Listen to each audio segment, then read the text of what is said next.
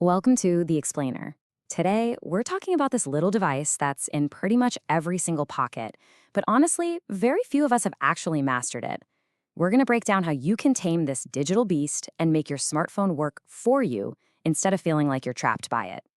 Okay, let's just dive right in with this really powerful thought from social psychologist Jonathan Haidt.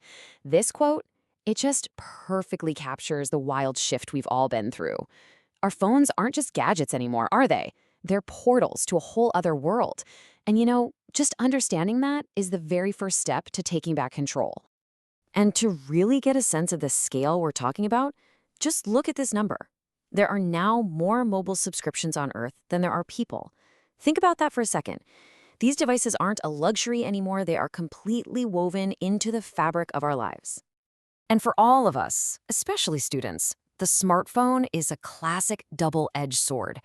On one hand, it's this incredible ally that can do amazing things. But on the other, well, if we're not careful, it can turn into a trap, pulling us away from our goals and from our actual lives. And it's a powerful ally for a reason. I mean, think about it. It's your connection to everyone, it's a research library, it's a personal assistant, and it's an entertainment hub all sitting right in your hand. It can make us more connected, more organized, and smarter than ever before. But all that power, it definitely comes with a price.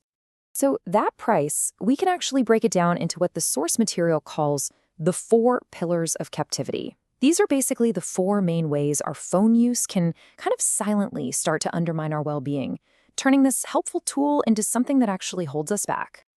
Let's start with the first pillar. This one's all about the physical toll our phones can take. It's called health degradation, and it can affect everything from our eyes to how well we sleep at night. Now, what's really fascinating here is how this all connects into a vicious cycle.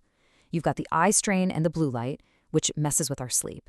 That exhaustion leads to this thing called revenge bedtime procrastination, where you basically sacrifice sleep just to feel like you have some personal time. And with teens clocking nearly 50 hours a week on screens, that fatigue just keeps building, which ironically makes you want to zone out with even more screen time. All right, next up is the great paradox of our time. Our devices promise us all this amazing connection, but they can often lead to social deprivation, pushing us further apart even when we're in the same room. And this chart, wow, it just shows you the real-world cost. Look at these numbers. Before the smartphone really took over, teens were spending over 2 hours a day hanging out with friends in person. Fast forward to the 2010s, and that number plummeted by more than half, down to just 60 minutes. We're trading real, deep connection for these quick, shallow online hits. And this social impact flows right into our third pillar. The damage isn't just physical or social. Our phones can literally forge what the source calls mental chains. So here's the crucial part. Our phones are engineered. They're designed to capture and break apart our attention. Every single notification gives us a tiny little hit of dopamine, creating this addictive craving and reward loop. And when you're getting alerts every 5 minutes, well, our ability to focus deeply just gets shattered. It's no wonder we end up feeling mentally tired and stressed out. And finally, all of this leads to the fourth and most powerful pillar, the vortex. This is that addictive spiral that just sucks us in, draining our energy, our focus, and yeah, even our happiness. This addiction is so real, it even has its own name, nomophobia. It's that little spike of anxiety you feel when you can't find your phone. And that fear is what drives us to do things like check for notifications that aren't even there, keeping us locked in that vortex. Okay, I know, understanding these 4 pillars can be a little sobering. But it's also empowering, right? Because it's the first step to actually breaking free. So the big question is, how do we escape this digital prison and get back to using our phones as the amazing tools they're supposed to be? This is where we learn how to tame the beast. And it's not about throwing your phone away. Come on, that's not realistic.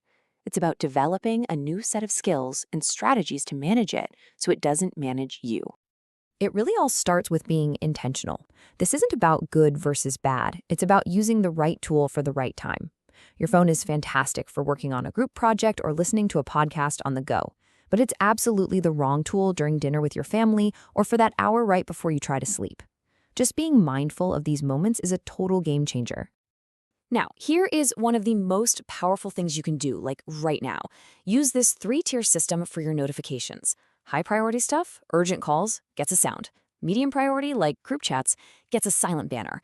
And all the low-priority junk, social media, news, games, gets turned completely off. This one simple change puts you back in control of your own focus. Building a healthier relationship goes way beyond just changing your settings, though. It's about designing your environment so you can succeed. Create phone-free zones, like the dinner table. Actually schedule offline activities. And go through your social media feeds. Unfollow anything that makes you feel stressed and follow stuff that actually inspires you. These are conscious choices, and they make a massive difference. And when you start applying these strategies day in and day out, a real shift starts to happen. That digital beast that felt like it was controlling you, it starts to feel more like a powerful companion that's actually there to help you. So ultimately, the real key takeaway here is this. Mastering your phone is not about getting rid of it. The goal is balance.